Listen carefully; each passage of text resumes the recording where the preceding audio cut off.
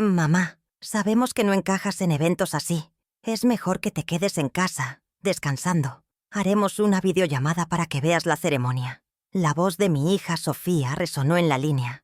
Una cuchilla afilada que cortó mi corazón en 1000 pedazos. Yo estaba en la cocina, justo en medio de mi rutina, pelando unas patatas para la cena, cuando la llamada grupal empezó.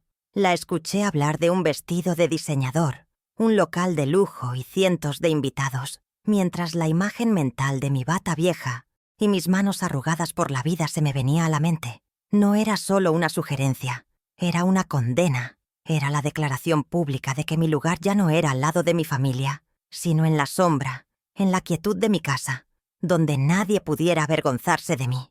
Aquellas palabras, dichas con una supuesta consideración, eran en realidad una bofetada helada que me dejaba fuera de la boda de mi propia nieta, la pequeña a la que había cargado en mis brazos. La risa de Lorenzo, el marido de Sofía, se unió a la conversación como un eco de desprecio, reforzando la humillación.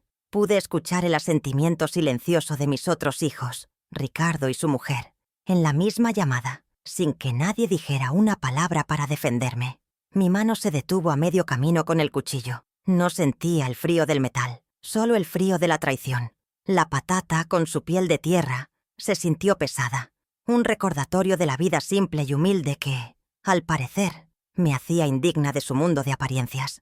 Mis ojos se llenaron de lágrimas, pero no las dejé caer. No les daría la satisfacción de escuchar mi dolor. Permanecí en silencio, la respiración entrecortada, escuchando cada detalle de la fiesta a la que no podía asistir.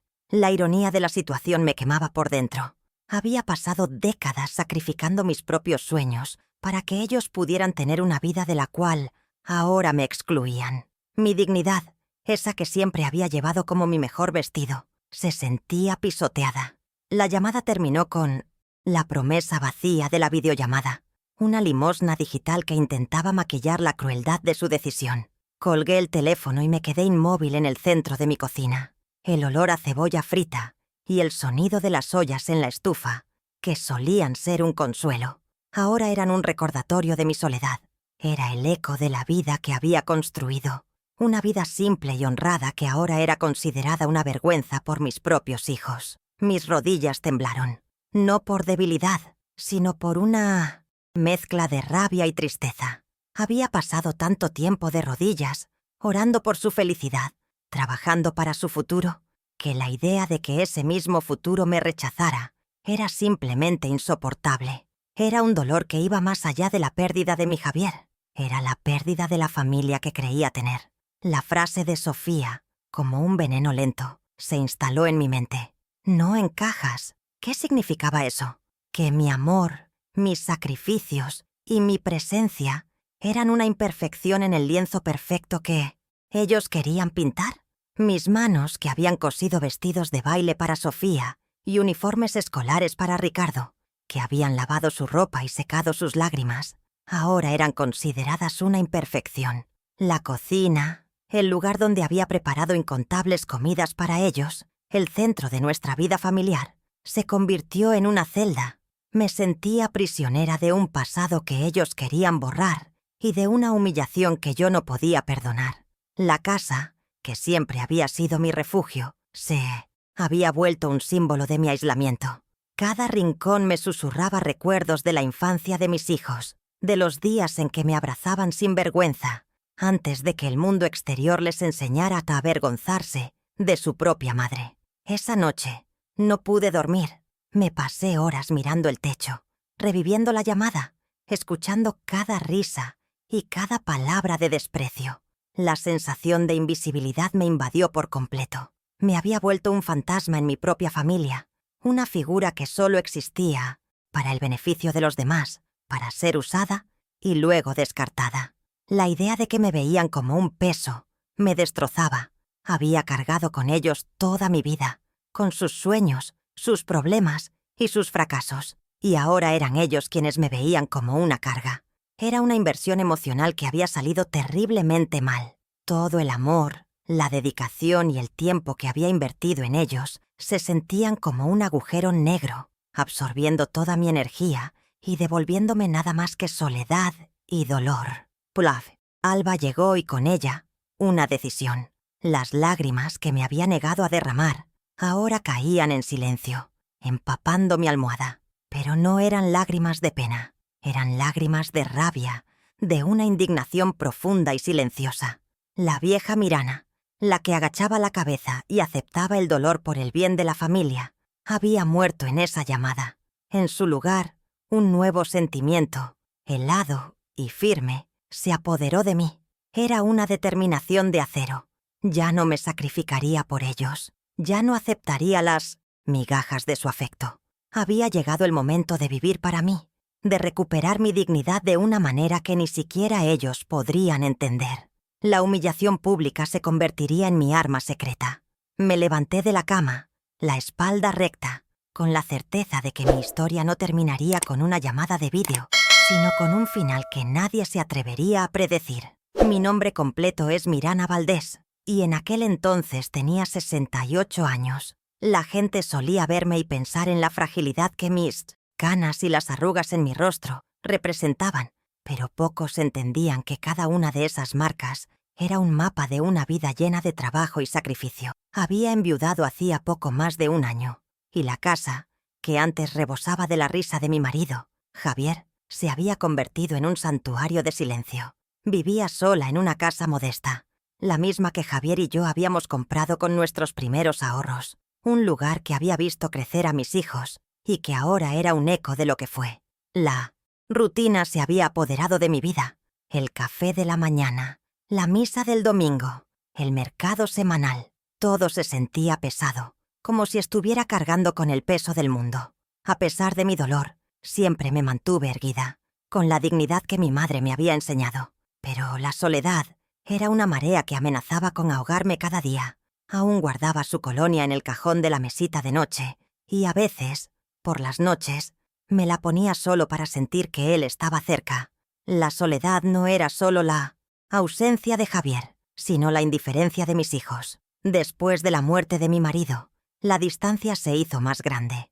Ricardo, mi primogénito, era un hombre bueno, pero se había vuelto prisionero de sus propios miedos y de la influencia de su hermana. Sofía, mi hija menor, la que siempre fue la más distante, ahora se había convertido en una extraña, una mujer ambiciosa y con un desprecio sutil por las cosas simples de la vida, influenciada por su marido, Lorenzo. Vivían sus vidas de lujo, en sus apartamentos modernos, mientras yo me quedaba en mi casa, mi santuario de recuerdos. Mi mayor placer era regar las plantas del jardín que Javier había plantado para mí. Eran las únicas que me respondían, floreciendo con gratitud por mi cuidado. Era una ironía cruel. Mis hijos, a los que había cuidado con la misma devoción, me daban la espalda, mientras que mis plantas me regalaban flores cada primavera. Cada mañana, al levantarme, mi cuerpo me recordaba los años de costura, con los dedos hinchados y una punzada de dolor en la espalda que se había vuelto mi compañera. Había sido costurera toda mi vida. Mi máquina de coser era mi fiel amiga, la que me había ayudado a levantar a mis hijos, a darles de comer, a pagar sus estudios. Mi casa era pequeña, pero siempre estaba impecable, un reflejo de mi orgullo y de mi amor por la limpieza. Los vecinos me saludaban con respeto, sabiendo de mis sacrificios, y a veces se acercaban para charlar. Pero incluso en esos momentos sentía la diferencia. Ellos tenían sus familias, sus nietos que venían a visitarlos, y yo, en mi pequeño rincón, sentía cómo la vida pasaba por delante de mi puerta sin tocar. Las risas de los niños que jugaban en la calle me recordaban a mis propios hijos, y una ola de nostalgia me invadía, un dolor dulce y amargo que me hacía cerrar los ojos y desear volver en el tiempo. Mi rutina estaba marcada por los recuerdos. En mi sala de estar, sobre la chimenea, había una foto de Javier y yo en nuestra juventud, y al lado, una foto de mis hijos, de cuando aún eran niños, y no se avergonzaban de su madre. La veía todas las mañanas, y era como si estuviera viendo a dos familias diferentes. La nuestra, llena de amor y de lucha, y la que ellos habían construido, llena de apariencias y distancia. Mi salud, que siempre había sido de hierro, empezaba a flaquear. El médico me había recetado pastillas para la presión y me había dicho que necesitaba reducir el estrés, algo que en mi situación era casi imposible. Menudo. El silencio de la casa era tan fuerte que me dolía los oídos. Era un silencio que gritaba la ausencia de Javier, la falta de llamadas, la falta de visitas. Los domingos, después de la misa, me quedaba en casa, mirando a la gente pasar, sintiendo que yo también era un fantasma, una figura que nadie notaba, una mujer que existía pero no vivía. En mi habitación guardaba una caja de zapatos llena de recuerdos, cartas que Javier me había escrito, dibujos de mis hijos, el primer sonajero de Sofía, un pequeño coche de juguete de Ricardo. Eran las reliquias de una vida que ya no existía, y a medida que los miraba, me preguntaba cómo era posible que de una base tan sólida, de tanto amor y tanto sacrificio, hubiera crecido un edificio tan frágil y tan lleno de grietas. A menudo me sentaba en el porche, con una taza de té, y miraba las nubes pasar, sintiendo que mi vida también estaba pasando, sin que nadie la viera, sin que nadie la apreciara. A pesar de todo, mi orgullo no me permitía pedir nada. No los llamaba, no les pedía que vinieran. Sabía que su amor era condicional, y yo no estaba dispuesta a mendigar por algo que debería ser incondicional. Pero en el fondo, mi corazón de madre gritaba en silencio por un abrazo, por una simple llamada para saber cómo estaba. La casa de mí al lado, de la señora Elisa, siempre estaba llena de gente. Sus nietos venían a visitarla, sus hijos la llevaban a comer, y yo, a través de la ventana, veía la escena, y una punzada de envidia me atravesaba el alma. Me sentía invisible, como si el mundo se hubiera olvidado de mí. Los recuerdos de Javier me daban fuerzas para seguir, pero al mismo tiempo me hacían sentir su ausencia de una manera más intensa. Me pasaba horas mirando sus fotos, recordando su risa, el olor de su piel, el sonido de sus pasos. A veces me encontraba hablando sola, contándole mi día, mis preocupaciones. Era una locura, pero era mi forma de no sentir que estaba completamente sola. Mis manos, que antes estaban siempre ocupadas, ahora se sentían vacías. No había ropa que coser, no había ropa que planchar, solo el vacío de una vida que había sido vaciada de propósito. La sensación de ser una figura que pertenecía al pasado, una reliquia, se hizo más fuerte cada día. Los objetos de la casa, los muebles viejos, las cortinas gastadas, me recordaban a mí misma, una mujer que había entregado su juventud y su energía para construir un futuro que no incluía su presencia. Era una vida de sacrificios, silenciosos, de renuncias que nadie vio, de un amor que se dio sin esperar nada a cambio. Y ahora me daba cuenta de que ese amor había sido olvidado. Me sentía como un libro viejo y polvoriento en una estantería, esperando a que alguien lo abriera y leyera la historia de una vida que fue. Pero mis hijos, en su prisa por el futuro, no tenían tiempo para mirar al pasado, y mucho menos para entender que su pasado era yo. Era una sensación de abandono profundo, una herida que la muerte de mi marido había abierto y que la indiferencia de mis hijos había infectado.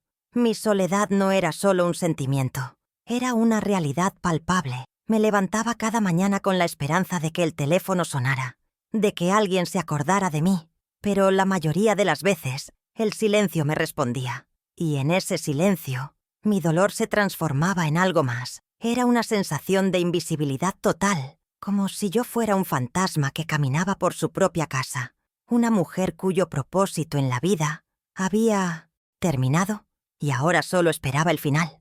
Los domingos eran los peores. La iglesia estaba llena, la gente salía y se reunía para comer, y yo volvía a mi casa vacía, donde el único sonido era el de mi propia respiración.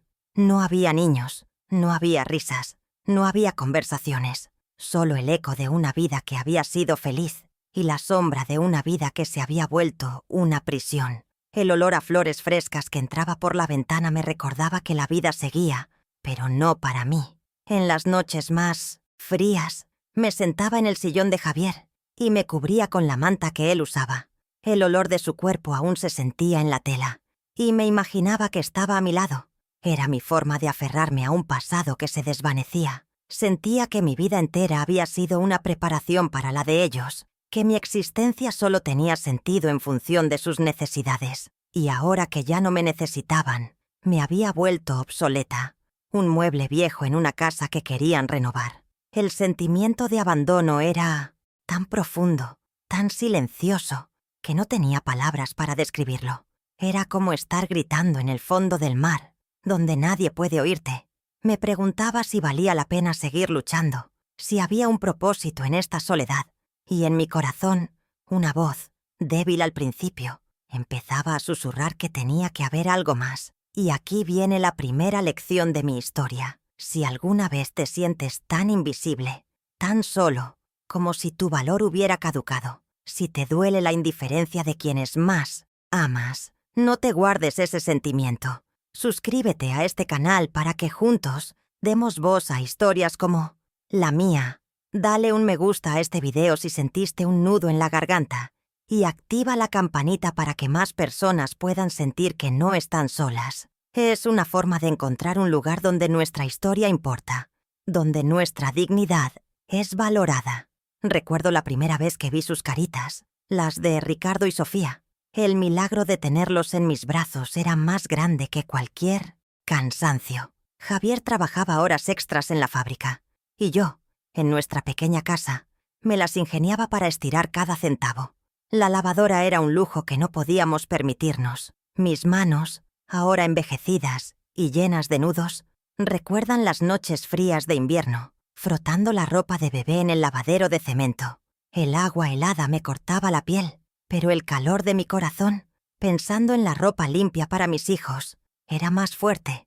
Recuerdo el olor del jabón de coco mezclado con el almidón, y cómo, bajo la tenue luz de la bombilla, me sentía una superheroína, lista para cualquier batalla, siempre y cuando fuera por el bien de mis hijos. Esas mañanas, al verlos con sus ropas impecables, sentía que cada dolor en mis dedos valía la pena. La comida era otro campo de batalla silencioso. Siempre me aseguraba de que hubiera suficiente para ellos, incluso si eso significaba que yo comía un poco menos. Mi plato siempre era el último en servirse, y muchas veces solo contenía las sobras. No lo hacía con tristeza, sino con un orgullo inmenso. El sonido de sus cucharas golpeando el plato, sus risas mientras contaban lo que hicieron en la guardería, era mi postre más dulce. Recuerdo una vez que mi plato solo tenía un poco de arroz y un huevo frito, y Sofía, con sus ojos de muñeca, me ofreció la mitad de su carne. «Para ti, mamá, para que seas fuerte», me dijo. Le di un beso y le mentí, diciéndole que ya había comido. Ese recuerdo es una espina que aún me duele. Cuando Ricardo y Sofía empezaron la escuela, mi máquina de coser se convirtió en mi tercer hijo. Era una vieja Singer, pesada y ruidosa, que Javier me había regalado en nuestro primer aniversario. Pasaba noches enteras bajo la luz de una lámpara, cosiendo para los vecinos. El sonido de la aguja entrando y saliendo de la tela era mi banda sonora. Con el dinero que ganaba, compraba los útiles escolares más bonitos, los zapatos más cómodos y los uniformes más limpios. Me negaba a que mis hijos sintieran la escasez. Recuerdo que Ricardo quería una mochila con el dibujo de un superhéroe, y yo me quedé cosiendo hasta el amanecer para comprarla. Su sonrisa al verla, con los ojos brillando de emoción, fue mi mejor pago. No dormía, pero en mi corazón sentía un descanso que ninguna cama podría darme. Esa máquina de coser no solo me dio un sustento, sino que me permitió darles una identidad. Me esmeraba en hacerles la ropa más bonita que podía, incluso con las telas más sencillas. Hice un vestido azul para Sofía para una fiesta del colegio que se parecía a uno que había visto en una revista de moda. Y Ricardo, con su camisa de cuadros impecable, era el niño más guapo de su clase. Sus compañeros no sabían que esas prendas eran mi obra, que detrás de cada costura había una historia de sacrificio. Las madres me preguntaban dónde compraba la ropa, y yo solo sonreía y decía que era un secreto. En mi silencio, mi corazón de madre se regocijaba. Mi amor se veía reflejado en cada puntada, en cada dobladillo. Mis pies, que ahora caminan con dificultad, recuerdan las largas jornadas de trabajo. Después de coser todo el día, me apresuraba para hacer la cena y luego salía a pie para ir a las reuniones de la escuela. Me sentaba en la última fila, la más oscura, para no llamar la atención. Escuchaba a los profesores hablar de mis hijos con orgullo y mi pecho se inflaba. Recuerdo el día que Ricardo recitó un poema y Sofía cantó en un coro escolar. Yo lloraba en silencio, escondida entre la multitud, pensando que todo mi esfuerzo valía la pena. Nunca busqué reconocimiento. Solo quería que mis hijos tuvieran la oportunidad de brillar. Era mi regalo para ellos, mi forma de darles un mundo que yo no había tenido. La enfermedad era mi peor miedo. Recuerdo el día en que Sofía tuvo una fiebre muy alta. Pasé 3 noches seguidas sentada a su lado, con una toalla húmeda en su frente, sin dormir. Javier y yo nos turnábamos, pero mi cuerpo era el que se negaba a descansar. Rogaba al cielo que la curara, que tomara mi salud en lugar de la de ella. El miedo de perderla era más grande que cualquier otro dolor. Esos días aprendí que el amor de una madre no tiene límites, que es un pozo sin fondo, una fuente inagotable de fuerza. Y en el silencio de la noche, mientras la veía dormir, hice una promesa, que haría lo que fuera necesario para que mis hijos vivieran una vida llena de salud, alegría y felicidad. Una promesa que, en su momento, me dio el poder de seguir adelante. Cuando entraron en la adolescencia, el mundo de las apariencias y las marcas les importaba más. Ricardo quería unas zapatillas de marca que todos sus amigos tenían. Yo, con mi salario de costurera, sabía que era imposible. Me negué a comprarme una nueva blusa, que tanto necesitaba, y Javier y yo juntamos nuestro dinero para darle el gusto. Recuerdo el día que se las pusimos. Sus ojos, llenos de felicidad, me hicieron olvidar la ropa vieja que yo llevaba. Sofía, por su parte, quería un vestido para el baile de graduación que había visto en la revista.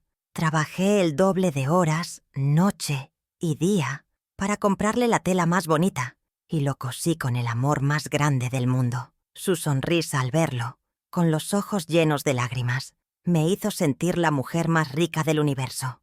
No me importaba la ropa vieja, el cansancio, ni el dolor. Su felicidad era mi tesoro.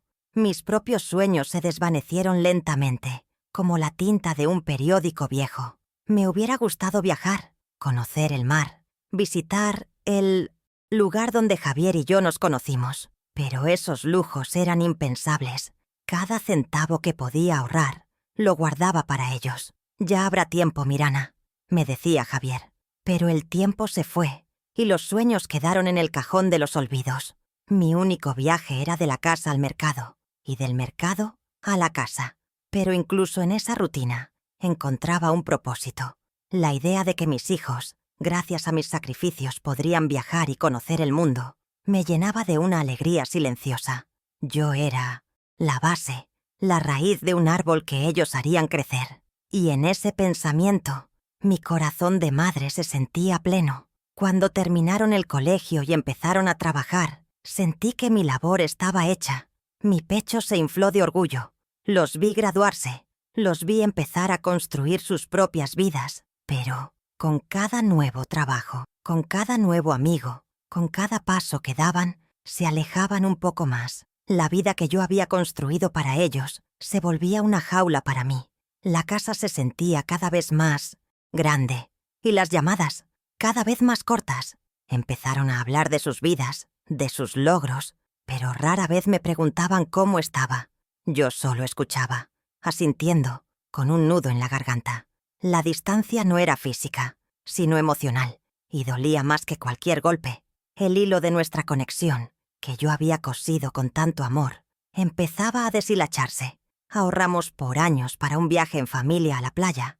Para ellos, era solo una semana de vacaciones. Para mí, era un tesoro. Javier y yo trabajamos el doble para que pudieran disfrutar de cada segundo. Recuerdo la cara de Sofía cuando vio el mar por primera vez, sus ojos brillando de asombro. Ricardo, por su parte, se pasó el día jugando en la arena. Los veía, y mi corazón se sentía tan lleno que pensaba que iba a explotar. Para mí, esos momentos de alegría eran mi recompensa. No necesitaba más. La sensación de que éramos una familia, unida, feliz, era todo lo que quería. No me importaba que no tuviéramos un hotel de lujo, ni que la comida fuera sencilla. Teníamos el uno al otro, y eso era suficiente. Ahora, ese recuerdo me golpea con la fuerza de una ola, porque su felicidad se ha convertido en mi soledad. El último gran sacrificio que hice fue cuando se fueron a la universidad.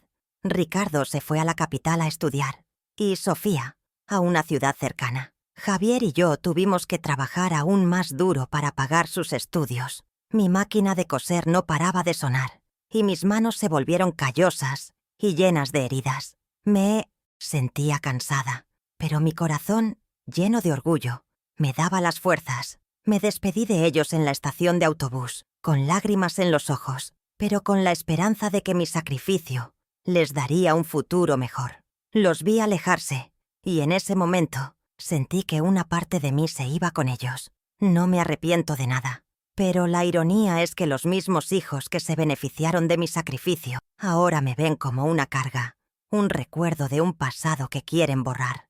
La vida que di por ellos, la vida que me negué a vivir para que ellos pudieran tener la suya, ahora me excluye. Mis manos, que lavaron sus ropas, que cosieron sus uniformes, que secaron sus lágrimas, ahora están vacías. El amor que les di, que fue como un río que fluía sin fin, ahora se ha secado. El contraste entre lo que di y lo que recibí es un abismo que me devora. He construido un puente de sacrificios para que ellos lo crucen y lleguen a una vida de éxito, solo para darme cuenta de que, al otro lado del puente, no había un lugar para mí. Me quedé sola, en la orilla, viendo cómo se alejaban, sin mirar atrás, y en mi corazón, una voz, más fuerte que el dolor, empezó a decirme que mi historia no podía terminar así. El dolor de la llamada no fue un evento aislado, sino la culminación de un proceso lento y cruel. Había comenzado con pequeños detalles, con llamadas que se volvieron más cortas y espaciadas. Al principio me decía a mí misma que estaban ocupados, que sus vidas eran más aceleradas que la mía, pero la verdad era que mis llamadas, mis mensajes, se quedaban en el vacío. Yo les escribía para preguntarles cómo estaban, para desearles un buen día, y la respuesta, si la había, era un monosílabo o un emoticono frío. Me sentía como si estuviera hablándole a una pared, como si mis palabras se desvanecieran en el aire. La distancia no se medía en kilómetros, sino en el silencio del teléfono, en la sensación de que ya no era una parte vital de sus vidas, sino una figura decorativa, un recuerdo lejano, al que no había que prestarle atención. Recuerdo la primera vez que me excluyeron de un evento familiar. Era el cumpleaños de mi nieta, la hija de Ricardo. Vi las fotos en las redes sociales, un álbum lleno de sonrisas, abrazos y globos. Estaban todos, Sofía, Lorenzo, Ricardo, sus hijos, todos menos yo. Sentada en mi sofá, con un pastel que había horneado para la ocasión, me sentí estúpida. Mi teléfono no había sonado. Nadie me había avisado. La humillación no fue el no estar, sino la certeza de que no importaba lo suficiente para que me incluyeran. La alegría de las fotos me parecía una burla, una risa cruel que se burlaba de mi soledad. Y en el centro de esas fotos, la cara de mi nieta, mi favorita, me miraba, sin saber que yo estaba viéndola desde lejos, con el corazón roto. Los almuerzos de los domingos, que antes eran sagrados, se habían vuelto una tortura. A veces me invitaban, pero la invitación era una cortesía vacía. Me sentaba en un rincón de la mesa, un fantasma invisible, entre el ruido y las risas. Las conversaciones giraban en torno a sus trabajos, sus amigos, sus planes, y yo me quedaba en silencio, sin tener nada que aportar, porque mi vida no era digna de su atención. Me sentía como una extraña en mi propia familia, una invitada de piedra en la casa de mis hijos. Y el peor dolor no era el no poder participar, sino ver cómo ellos ni siquiera notaban mi silencio, mi ausencia en la conversación. Era como si mi existencia fuera tan insignificante que ni siquiera merecía ser notada. Cuando Ricardo compró su nuevo coche, un modelo elegante y caro, me enteré por una vecina que me lo contó emocionada. «¡Qué lindo coche el de tu hijo, Mirana!», me dijo. Me quedé helada. Ricardo no me había dicho nada. No me había llamado. No me había enseñado el coche. Me sentí como si me hubieran robado algo, como si me hubieran quitado la oportunidad de compartir su alegría. Me imaginaba la emoción de verlo, de tocarlo, de sentirme orgullosa de él, pero esa emoción no era para mí. Me sentí excluida, como si yo no fuera parte de la vida de mis hijos, sino una espectadora lejana, viendo sus vidas a través de la ventana de una casa que me mantenía prisionera. El grupo de WhatsApp familiar se convirtió en un campo de minas. Al principio me emocionaba ver los mensajes, las fotos de mis nietos, los planes para el fin de semana. Pero luego, mis mensajes se quedaron sin respuesta. «¡Qué linda foto!», escribía yo, y nadie contestaba. «¡Felicidades, Ricardo!». Y el mensaje se perdía entre los demás, ignorado. Me sentía como si estuviera gritando en el desierto, sin que nadie me escuchara. La agresión no era una palabra dura, sino el silencio, la indiferencia, la sensación de que no importaba lo que dijera, porque para ellos yo ya no existía. Y ver cómo planeaban sus viajes, sus cenas, sin siquiera pensar en mí, me hacía sentir una indignación que no podía expresar. Una vez, en una cena en la casa de Sofía, Lorenzo, su marido, hizo un comentario que me hirió más que una bofetada. Estábamos sentados en la sala de estar, y él, mirando alrededor, dijo en voz alta: «Esta casa es tan moderna, nada que ver con la de la mamá, que parece un museo de los años 50». El comentario, dicho con una sonrisa burlona, no era solo sobre mi casa, sino sobre mí. Me estaba llamando vieja, anticuada, una reliquia que no encajaba en su mundo perfecto. Sofía se rió, y Ricardo bajó la cabeza, avergonzado, pero sin decir una palabra. Yo me quedé inmóvil, con una sonrisa forzada en mi rostro, mientras mi corazón se encogía de dolor. Era una agresión velada, un insulto que no podía rebatir, porque sabía que tenía razón en sus ojos. Las visitas de Sofía se habían vuelto una farsa. Venía a mi casa, pero nunca me veía. Se sentaba en el sofá, con su teléfono en la mano, y hablaba sin parar sobre sus problemas, sus reuniones, sus nuevos amigos. Nunca me preguntaba cómo estaba, cómo me sentía. Era como si yo fuera una pared, un mueble en la habitación. Yo le preparaba el té que a ella le gustaba. Le ofrecía una galleta, pero ella solo asentía, sin levantar la vista del teléfono. Yo le hablaba de mi jardín, de la nueva novela que estaba leyendo, pero ella no me escuchaba. Era una visita de cortesía, una obligación que ella cumplía para poder decir que me había visto. Y en esa indiferencia, mi corazón de madre se rompía en 1000 pedazos. La humillación pública era aún peor. Una vez, en un centro comercial, me encontré a Ricardo y a su familia. Me emocioné tanto que fui corriendo a abrazarlos. Pero él, con una mirada de pánico en sus ojos, me dio un abrazo rápido y frío, y dijo: «Mamá, qué sorpresa. Tenemos prisa, ya nos vamos». Me sentí rechazada, como si mi presencia fuera una vergüenza para él. Su mujer ni siquiera me miró a los ojos. Me quedé parada en medio del centro comercial, viendo cómo se alejaban, y sentí que todos los ojos estaban sobre mí. La gente me miraba, y yo me sentía desnuda, expuesta. La idea de que mis propios hijos se avergonzaran de mí era un dolor que no podía soportar. El aniversario de la muerte de Javier fue el golpe más duro. Esperaba que mis hijos vinieran, que me acompañaran en mi dolor, que recordáramos a nuestro amado juntos. Pero mi teléfono no sonó. Me pasé todo el día sentada en el cementerio, con un ramo de flores en mis manos, esperando. Pero nadie vino. No me llamaron. No me escribieron, y en el silencio de la tumba me di cuenta de que mi dolor era mío y de nadie más. La soledad se había vuelto una losa pesada, y la indiferencia de mis hijos, el peso más grande que podía cargar. Volví a casa sola, con el corazón roto, y en mi soledad entendí que no solo había perdido a mi marido, sino a la familia que creía tener. Empezaron a hablar de mi futuro, pero no con preocupación, sino con desprecio. Una vez, en una conversación telefónica con Sofía, ella me sugirió que vendiera la casa y me fuera a una residencia de ancianos. «Así tendrás amigos de tu edad, mamá, y no nos preocuparemos por ti», me dijo con una voz dulce que escondía la crueldad de sus palabras.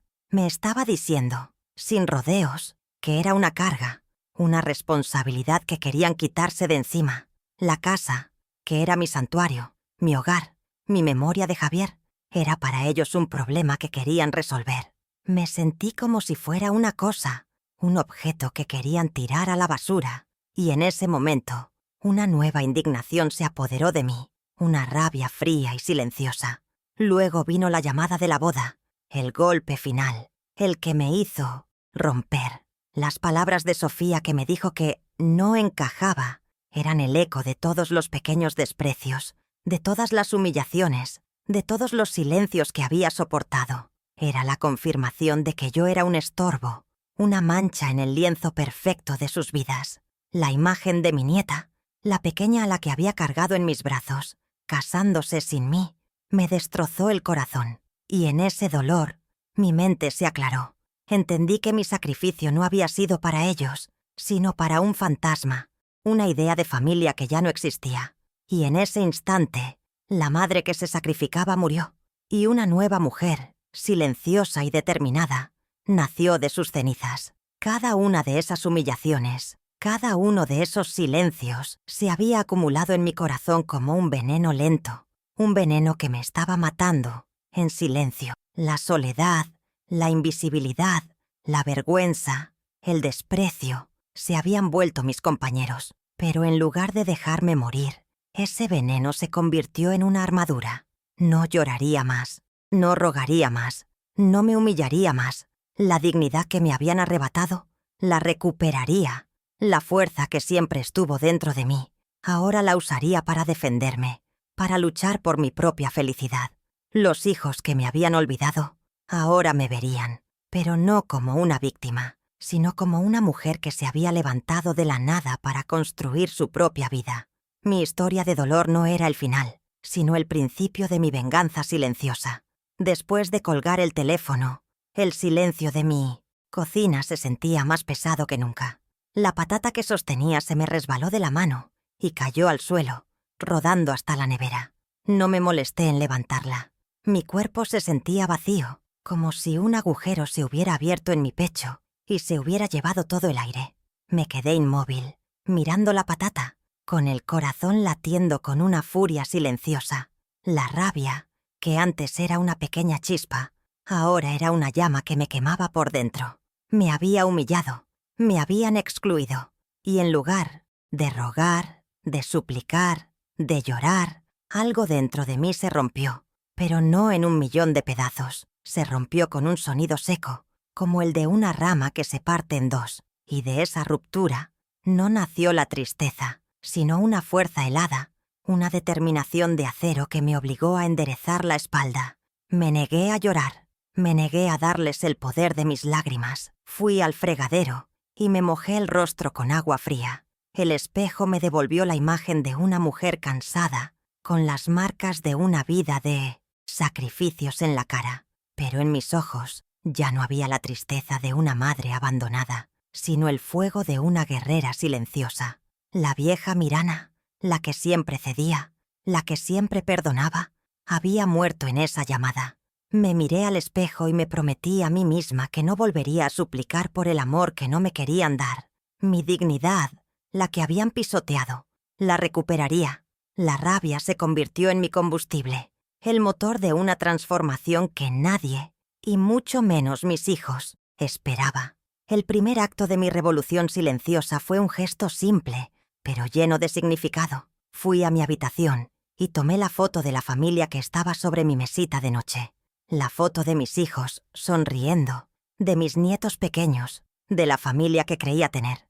La miré por un instante, y la imagen de Sofía y Lorenzo riéndose en la llamada me vino a la mente. El dolor fue tan fuerte que mi mano tembló, pero en lugar de romperla, la volteé, escondiendo sus rostros de mi vista.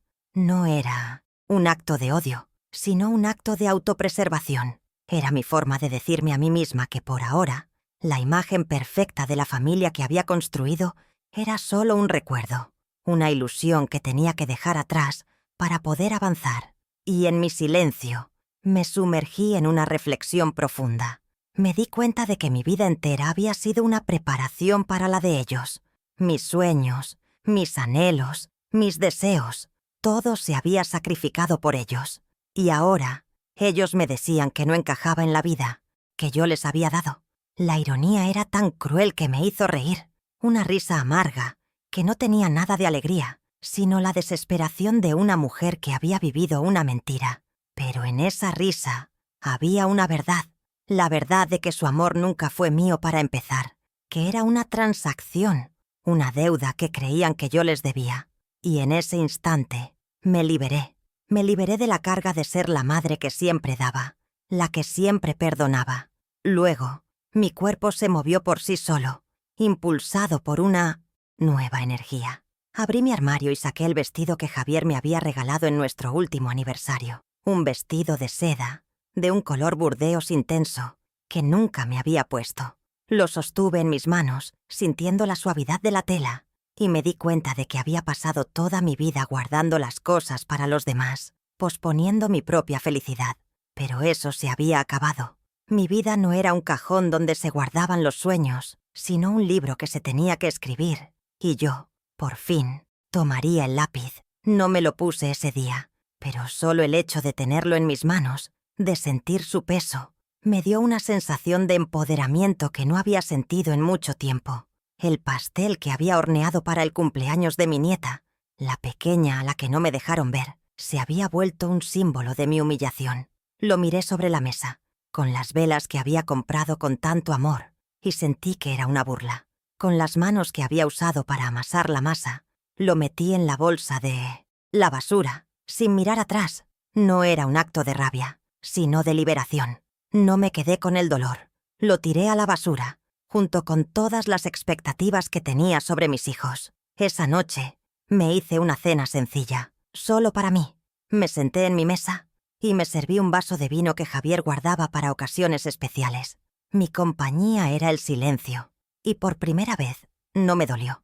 El siguiente paso fue aún más significativo. Fui al cajón de mi escritorio y saqué un cuaderno que Javier me había regalado, un cuaderno de cuero, que siempre me decía que lo usara para escribir mis sueños. Nunca lo había abierto. Ahora, con una pluma en mi mano, lo abrí, y en la primera página escribí una frase simple pero poderosa. Mi vida empieza hoy. No era un diario de mis penas, sino un cuaderno de mis planes. No era el lamento de una mujer herida, sino la estrategia de una mujer que se negaba a ser una víctima. Empecé a escribir, con una claridad que me sorprendió, los pasos que daría para recuperar mi vida, mi dignidad y mi paz. El silencio de la casa, que antes me oprimía, ahora era mi cómplice. La noche me trajo recuerdos de Javier. Fui a su armario y abrí su cajón. El olor de su ropa me inundó, y por un instante, el dolor de su ausencia me golpeó. Pero no me quedé en la tristeza. Busqué entre sus cosas, no con el dolor de una viuda, sino con la determinación de una mujer que buscaba una pista. Me imaginé que él, con su sabiduría y su amor por mí, me había dejado un camino a seguir.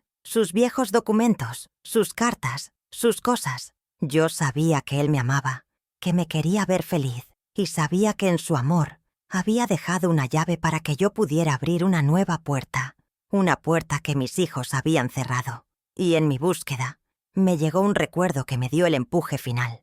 Me acordé de una conversación que tuvimos poco antes de que él se fuera. Mirana, me dijo, eres la mujer más fuerte que conozco. No dejes que nadie te quite tu valor. Te mereces todo lo bueno de la vida. Sus palabras, que en ese momento me parecieron un simple cumplido, ahora eran una profecía. Él, con su sabiduría, ya había visto la sombra de la ingratitud que se cernía sobre mi vida. Y en ese instante, su voz me dio el permiso que necesitaba para dejar de ser la madre que se sacrifica y empezar a ser la mujer que se merece ser feliz. La idea de que él me quería ver bien me dio la fuerza que me faltaba. Esa noche me preparé una cena especial, algo que no había hecho en mucho tiempo. No era solo comida, era un ritual. Usé la vajilla que guardaba para ocasiones especiales y me serví una comida deliciosa. Y mientras comía, me di cuenta de que mi vida no se había acabado. Mi historia no era una historia de dolor y de sacrificio, sino de fortaleza y de superación. La historia de una mujer que se había levantado de las cenizas de la traición para reconstruir su vida. Y en ese momento me sentí viva, por primera vez, desde la muerte de Javier. La soledad que antes era una prisión, ahora era un lienzo en blanco que yo podía pintar con los colores que quisiera. Y en esa nueva conciencia sentí la necesidad de compartir mi historia.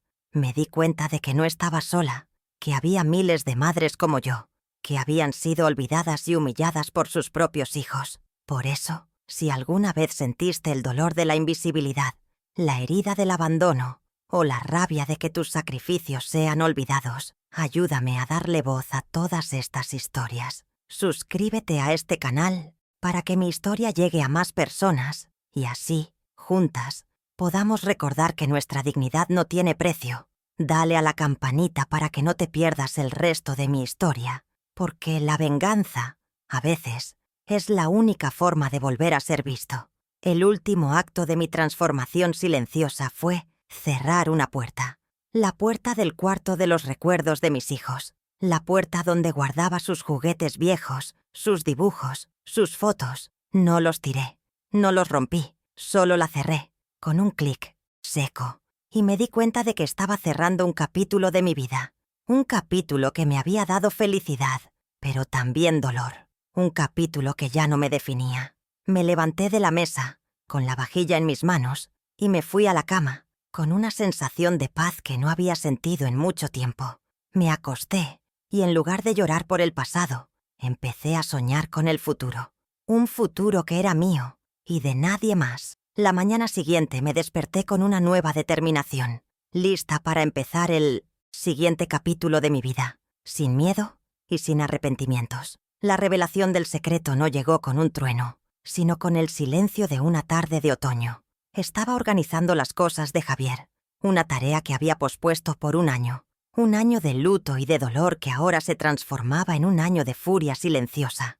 La casa estaba llena de cajas, cada una un baúl de recuerdos. Al mover un cuadro de la sala, un retrato de Javier y yo, el día de nuestra boda, vi una grieta en la pared. Era una caja fuerte, pequeña y escondida, que yo nunca había notado. El corazón me dio un salto, no de miedo, sino de una curiosidad voraz. Javier, un hombre de secretos, un hombre que siempre me sorprendía, me había dejado un último enigma para resolver. Con las manos temblorosas, introduje la combinación que él siempre me decía que no olvidara, la fecha de nuestro primer beso. La puerta se abrió con un clic suave, revelando la sorpresa. Dentro de la caja fuerte había un sobre grueso y amarillento. Estaba dirigido a mí, con la caligrafía de Javier, y la frase, para la mujer que amo, la mujer que sé que será más fuerte de lo que piensa. Esas palabras fueron como un abrazo, un consuelo que me hizo desmoronarme en lágrimas. No eran lágrimas de dolor, sino de una gratitud profunda, de un amor que trascendía la muerte. Dentro del sobre había un testamento. No era un testamento simple, sino un mapa de una vida que yo no conocía. Javier, el obrero de la fábrica, el marido que amaba el fútbol y los fines de semana en casa, era también un inversor perspicaz, un hombre que veía el futuro en pequeños pedazos de tierra. El testamento revelaba que, años atrás, él había comprado un terreno en el centro de la ciudad, un terreno que, hoy, era un edificio comercial de alto valor. El testamento tenía una cláusula especial que me dejó sin palabras. Él había dejado todo a mi nombre, sin que los hijos lo supieran. Explicaba en la carta que no quería que los hijos se acomodaran, que el dinero fácil corrompería su carácter. Él quería que ellos construyeran sus propias vidas, que lucharan, que supieran el valor del trabajo. Su sabiduría, su visión, me dejaron sin aire. Él no solo me había dejado una fortuna, sino una lección. La lección de que el verdadero amor no es ciego, sino estratégico, que el amor verdadero protege y enseña. Sentí que Javier, desde la tumba, me había dado la venganza más dulce, la de saber que mi valor era mucho más de lo que mis hijos pensaban. Aún, dentro de la caja fuerte, encontré los contactos del doctor Santiago, el abogado de confianza de Javier. En la carta, él me decía que lo llamara, que él me ayudaría a entender todo. El nombre del doctor Santiago era como un faro en medio de una tormenta. Lo llamé con las manos temblorosas. Me recibió en su oficina, un hombre viejo y discreto, con una sonrisa gentil y en los ojos el dolor de quien había perdido a un amigo. Él me explicó el valor de los bienes, la renta mensual del edificio, la cuenta bancaria secreta. A cada número que me decía, yo me sentía más y más impactada. Yo, Mirana Valdés, la costurera del barrio, era dueña de una fortuna que mis hijos, en su prisa por las apariencias, nunca tendrían. Yo, la mujer que no encajaba, ahora tenía el poder que ellos tanto valoraban. El doctor Santiago me dijo que Javier, con su sabiduría, había protegido nuestro futuro. Mi futuro. Él sabía, Mirana, que tu bondad, un día, podría ser usada en tu contra. Te amaba demasiado como para dejar que alguien se aprovechara de ti, me dijo, con lágrimas en los ojos. Esas palabras fueron un bálsamo para mi alma. Él me dio los documentos, los papeles, la llave de la caja fuerte en el banco. Yo era la única heredera. Yo era la única con el poder de decisión. Yo, la mujer que mis hijos habían olvidado, era la única que podía decidir el futuro de ellos. El poder que estaba en mis manos no era solo dinero, era la justicia. El impacto inicial se transformó en una calma estratégica. No me apresuré a hacer nada, a tomar ninguna decisión. Le pedí al doctor Santiago que guardara el secreto, que hiciera todo con discreción. Yo no quería venganza, yo quería justicia. Yo no quería que ellos me vieran como una millonaria. Yo quería que ellos me vieran como una mujer que se levantó, que recuperó su dignidad. El secreto de Javier no era solo un testamento, era una lección de vida. La lección de que el verdadero valor no está en lo que tenemos, sino en lo que somos. Y yo, Mirana, la costurera del barrio, era la mujer que, en el silencio de su casa, tenía el poder de cambiar la vida de todos. Y en ese silencio, yo empecé a escribir un nuevo capítulo de mi historia. La revelación de la fortuna de mi marido fue un momento que dividió mi vida en dos partes. La vida de la mujer que se sacrificaba y la vida de la mujer que se empoderó. En el primer momento sentí miedo. Miedo de que el dinero me cambiara. Miedo de que la nueva vida me alejara de mis valores. Pero entonces, la voz de Javier me vino a la mente, diciéndome que fuera fuerte. Su sabiduría, su visión, me dieron la certeza de que el poder que yo tenía no era para ser usado para humillar, sino para ser usado para defenderme, para protegerme, para darme la paz que yo tanto merecía.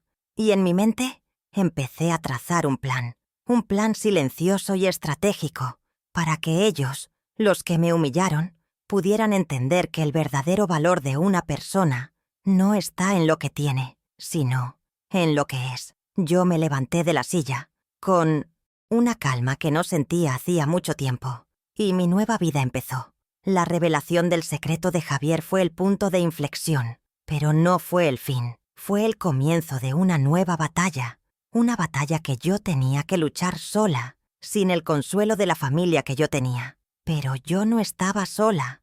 Yo tenía al doctor Santiago, el amigo de Javier, y la memoria de un amor que me había dado el poder de seguir adelante. Y en mi corazón, yo sabía que mi historia no era solo mía, era la historia de todas las mujeres que habían sido olvidadas, que habían sido humilladas, que habían sido dadas por sentadas. Era la historia de que el amor de una madre no tiene precio, y que el valor de una mujer no se mide por la riqueza de los hijos, sino por la riqueza de su alma. Y esa era la lección que yo iba a enseñarles, de una forma que ellos nunca iban a olvidar. El testamento de Javier fue mi mapa, mi brújula, mi inspiración. Su carta que leí y releí incontables veces era la prueba de un amor que no se limitaba a la vida, sino que se extendía para el futuro. Él, con su sabiduría, me había dado la oportunidad de liberarme. Yo sabía que mi nueva vida no sería fácil, que mi decisión de alejarme tendría consecuencias, pero yo estaba lista. Yo tenía el poder, la valentía y la sabiduría que él me había dado. Y a partir de ese momento, yo no era más la madre que se sacrificaba. Yo era Mirana Valdés, la mujer que se levantaba de las cenizas, la mujer que tenía el poder de escribir su propio final, la mujer que iba a mostrarle al mundo lo que es el verdadero amor y la verdadera fuerza. Y mi historia, a partir de ese momento, Sería una historia de poder y de triunfo silencioso. Mi primera acción, después de la revelación, fue reunirme con el doctor Santiago. Entré en su oficina con la misma bata de siempre, con la apariencia de una mujer cansada y humilde. Él me recibió con una mirada de respeto, sabiendo el secreto que yo guardaba. En la mesa de su elegante oficina, los documentos de mi marido parecían una historia de ficción. Con su voz serena y con una paciencia infinita, me explicó la complejidad de los bienes de Javier, el valor de las rentas del edificio, los detalles de las cuentas bancarias. Me sentí como una alumna en una clase que nunca había soñado con tomar.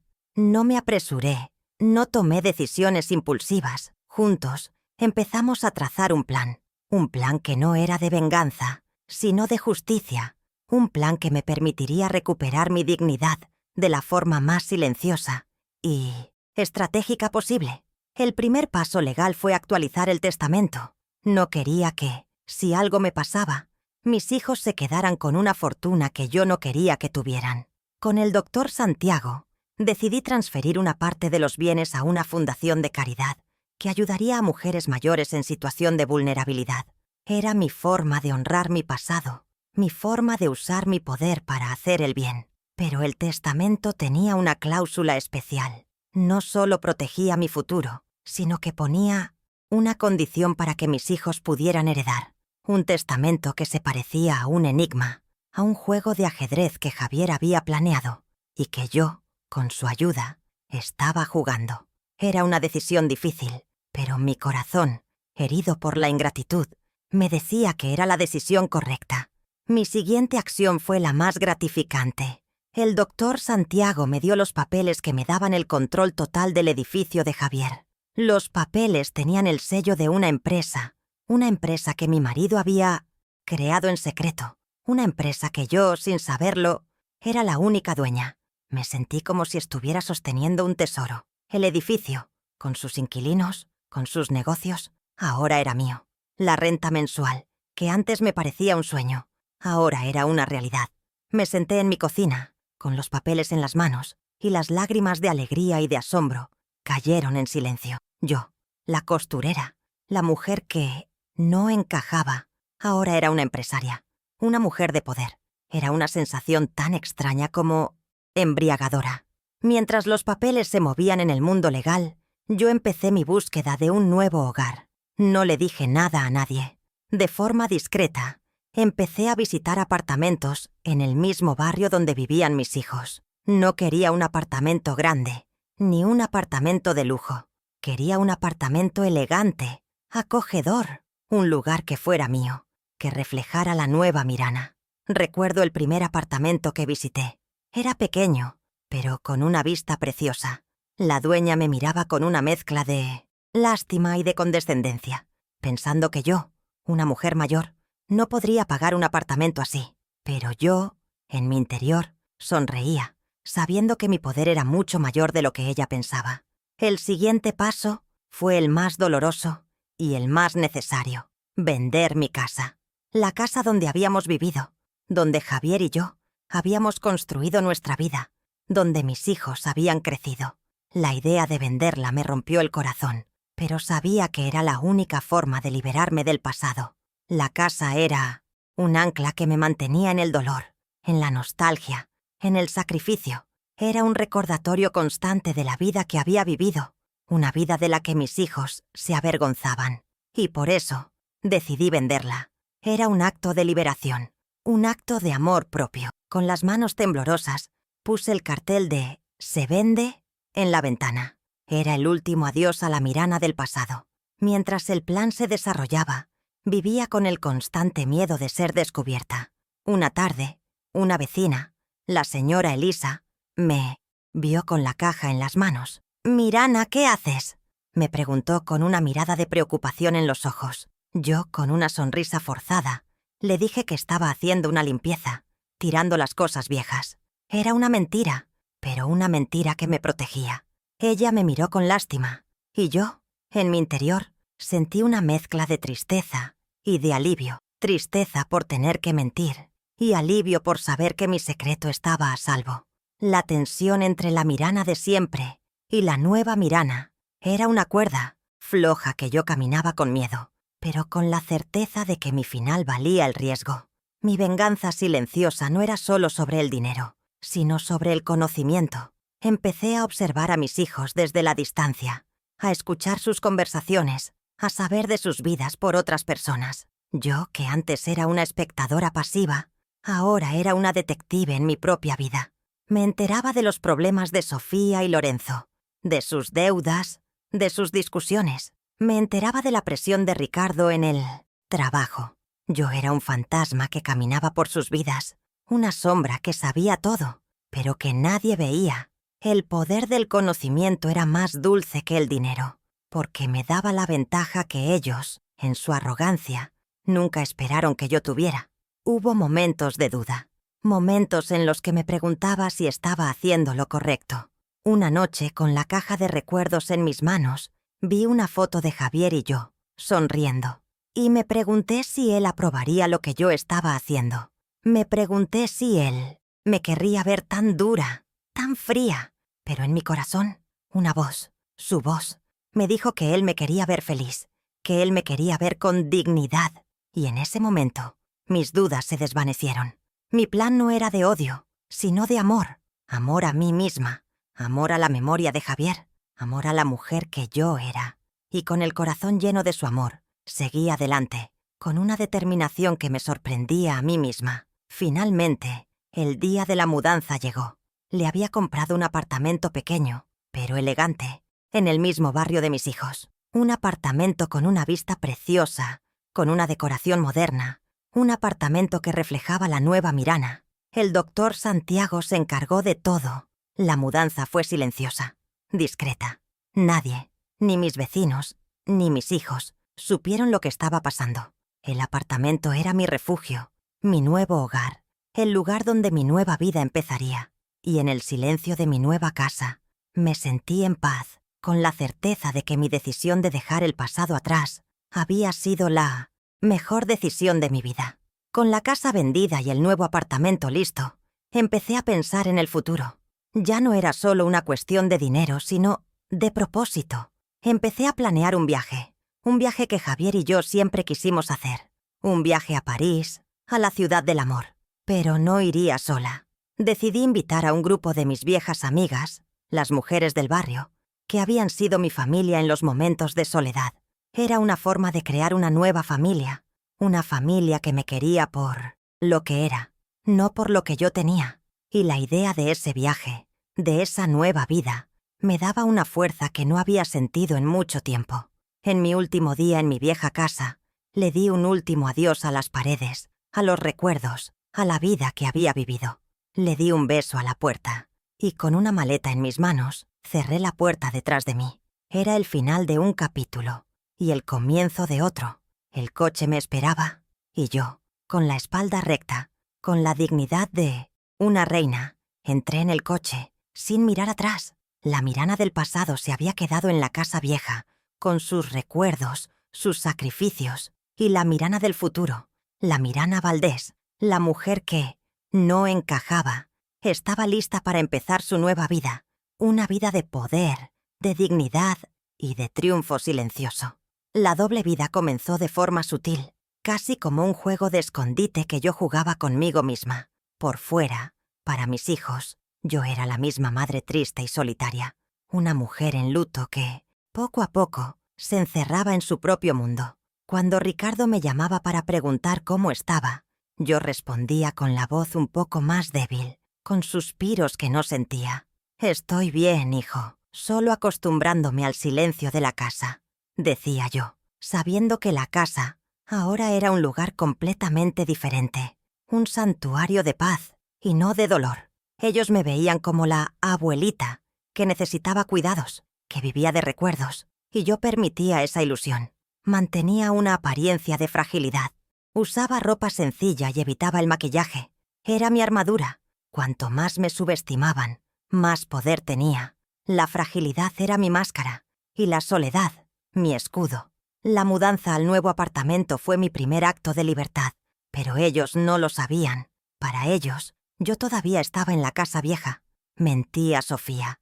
diciéndole que estaba guardando algunas pertenencias, pero que no podía desprenderme de otras y que no tenía energía para ello. «Es mucho trabajo, hija. Tal vez más tarde», decía con voz de cansancio. Mientras ella me escuchaba y me daba la razón, del otro lado de la línea, yo estaba sentada en un sofá moderno, mirando la vista panorámica de la ciudad. Mi nueva vida era un secreto precioso, un jardín secreto, donde la flor de mi dignidad estaba empezando a florecer. Usaba la excusa de la soledad y del luto para justificar mi ausencia, pero la verdad era que estaba demasiado ocupada viviendo como para sentirme sola. Para mantener la fachada, aún recibía las pocas visitas de Ricardo en mi nuevo apartamento, que para él era solo una morada temporal. Cuando él venía, me veía sentada en mi sofá, con la televisión encendida en un programa cualquiera. Yo le hablaba de los recuerdos de Javier, de las dificultades del día a día, de la nostalgia que sentía. Él me miraba con una mezcla de lástima y de alivio, pensando que yo, en mi tristeza, me volvía cada vez más dependiente. Mal sabía él que, mientras él estaba allí, mi cabeza estaba en otro lugar, planeando mi próximo paso, un viaje, una nueva inversión. Mis ojos, que él veía con tristeza, en realidad estaban mirando hacia un horizonte nuevo, un horizonte que él, en su prisa por su propia vida, no conseguía ver. El contraste entre mi apariencia y mi realidad era casi divertido. Durante la semana yo iba a ver al doctor Santiago para resolver los asuntos del edificio. Discutíamos sobre los inquilinos, sobre las finanzas, sobre los planes futuros. Él, que me trataba con el respeto de una colega de negocios, veía a la mujer fuerte, inteligente, que se escondía detrás de mi máscara de fragilidad. Yo me vestía con elegancia, con vestidos que nunca soñé con usar, con zapatos cómodos, pero bonitos. Era la Mirana que Javier había conocido y amado, la Mirana que, en su nueva vida, estaba floreciendo. Pero, cuando la reunión terminaba y el teléfono de Sofía sonaba, yo volvía a ser la madre triste y solitaria que necesitaba ayuda para arreglar la televisión. Era mi forma de protegerme, de mantenerme un paso por delante de ellos. Mi nueva vida no era solo sobre negocios. Empecé a tomar clases de pilates con mis nuevas amigas, las mujeres de mi antiguo barrio. La profesora, una mujer joven y llena de energía, me miraba con admiración, viendo mi fuerza, mi flexibilidad, mis ganas de aprender. En cada estiramiento, en cada movimiento, yo sentía mi cuerpo, que antes era una máquina de coser, ahora era un templo de fuerza y de vitalidad. Ellas, mis nuevas amigas, se convirtieron en mi nueva familia. Reíamos, conversábamos sobre nuestras vidas, sobre los libros que leíamos, sobre los viajes que queríamos hacer. Era un grupo de mujeres fuertes e independientes que se unieron para apoyarse y para salir adelante. Yo, que antes me sentía sola, ahora estaba rodeada de amor y de amistad. El teléfono de Sofía sonó mientras yo estaba en una clase de cocina, aprendiendo a hacer platos que nunca había soñado con comer. Ella me llamó para preguntar si había recibido la cuenta de la luz y si necesitaba ayuda para pagarla. Yo, con una sonrisa en el rostro, le dije que sí, que andaba un poco ajustada, pero que me las arreglaría. La escuché suspirar de alivio, como si mi dificultad fuera una confirmación de que me necesitaba. Mal sabía ella que mi cuenta de la luz era lo único que no conseguía pagar sola. El dinero del alquiler, de la comida, del pilates, del nuevo apartamento, de mi coche nuevo, que era un secreto solo mío. Venía de una fuente que ella nunca imaginaría. Y mi dificultad era mi forma de mantenerme en su radar, de mantenerme en su mente, de mantenerme en un juego de ajedrez que ella, en su arrogancia, ni siquiera sabía que estaba jugando. La fachada de tristeza era tan convincente que Ricardo me llamó un día, preocupado, y me preguntó si tenía depresión. «No, hijo, es solo la nostalgia», dije, con la voz llena de una tristeza que yo no sentía. Él me miró con lástima y me dijo que tal vez sería bueno para mí ir a una residencia de ancianos. «Así tendrías compañeros de tu edad, mamá», me dijo con la voz de quien hablaba de un favor. Yo lo escuché con atención, con la calma de quien oye un discurso que ya ha oído 1000 veces, y con una sonrisa triste le dije que lo pensaría. En mi interior, yo me reía. Yo, la dueña de un edificio comercial, la mujer que iba a clases de pilates, que tenía una vida social, iba a una residencia de ancianos, era la prueba de que mi máscara era perfecta, la prueba de que mi venganza silenciosa estaba funcionando. Mi rutina para ellos era la de una mujer que vivía de recuerdos. Para mí, era la de una mujer que estaba construyendo una vida nueva.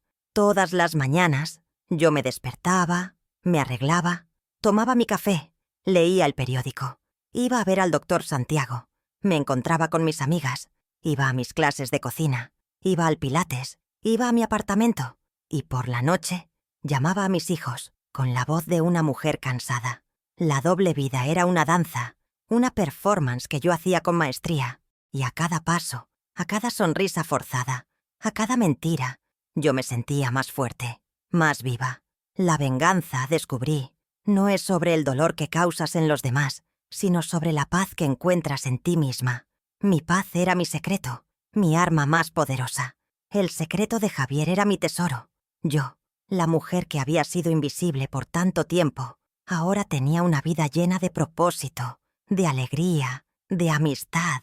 La soledad que antes me devoraba, ahora era mi libertad.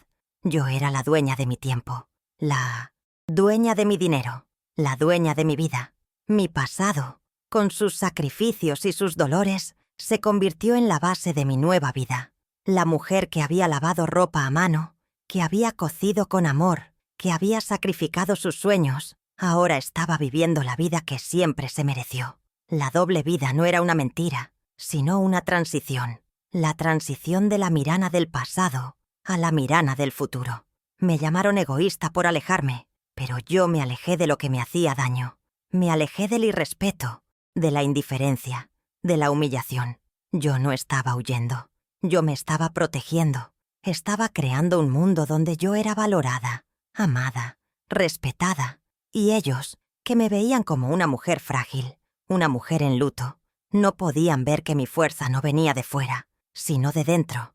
Mi nueva vida era la prueba de que el amor de una madre no es ciego y que la dignidad de una mujer no tiene precio.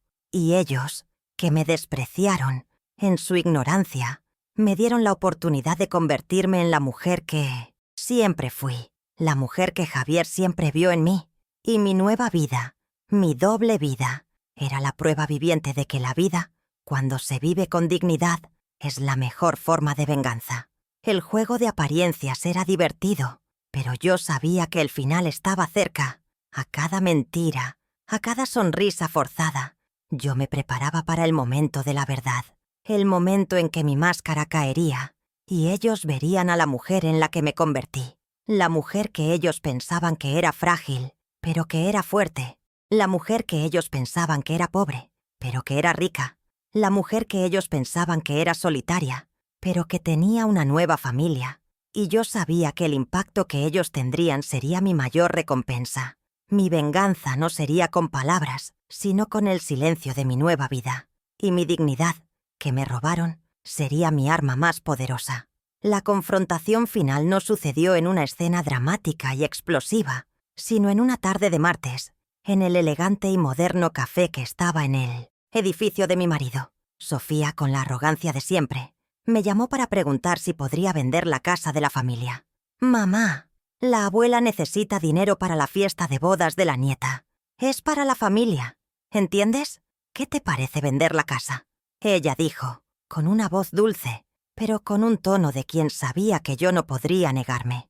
Yo, con una calma que la sorprendió, dije que la encontraría para conversar. Cuando ella llegó al café, con Lorenzo de la mano, me vio sentada en una mesa, con una taza de té en mis manos. Ella, que esperaba encontrarme en mi casa vieja, se sentó frente a mí con una mirada de desconfianza. «Mamá, qué café tan elegante. ¿Cómo estás aquí?», preguntó Sofía, con un tono que mezclaba desprecio y curiosidad. Yo, con una sonrisa serena, dije que tenía mis secretos. Lorenzo, con una mirada de desdén, me interrumpió. «Mirana, vamos al grano. La casa. Necesitamos vender la casa.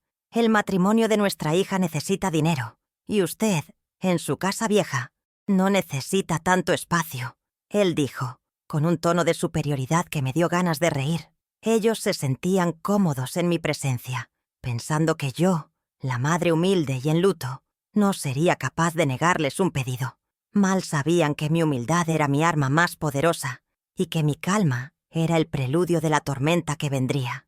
Con la calma de una reina, los invité a seguirme. Salimos del café y entramos en el ascensor del edificio, que los llevó a mi nuevo apartamento. Cuando la puerta se abrió, ellos vieron mi nueva casa.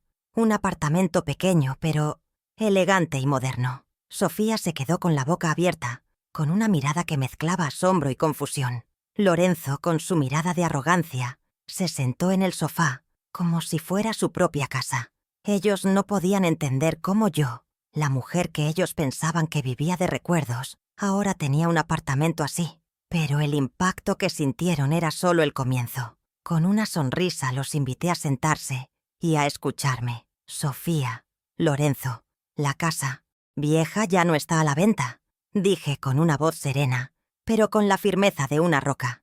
Ellos se miraron, confundidos. «¿Cómo así, mamá? ¿Qué está pasando?», preguntó Sofía, con un tono de voz que no escondía su irritación. Yo, con la misma calma, continué. «La casa ya ha sido vendida, Sofía, y el dinero que ustedes querían para la boda, fue usado para comprar este apartamento. Y no solo eso, yo, la mujer que ustedes pensaban que era pobre, ahora soy dueña de este edificio, dueña del Suostonienses, café en el que estábamos, y de muchos otros negocios. Yo soy una mujer de negocios, Sofía. Yo soy la dueña de mi propia vida». El asombro en sus rostros fue mi mayor recompensa. Sofía se quedó sin palabras, con los ojos bien abiertos, mirando mi apartamento como si fuera un fantasma. Lorenzo, con su rostro rojo de ira, me interrumpió. «¿Cómo así? Eso es imposible. Usted no tiene dinero para eso. Esto debe ser una estafa».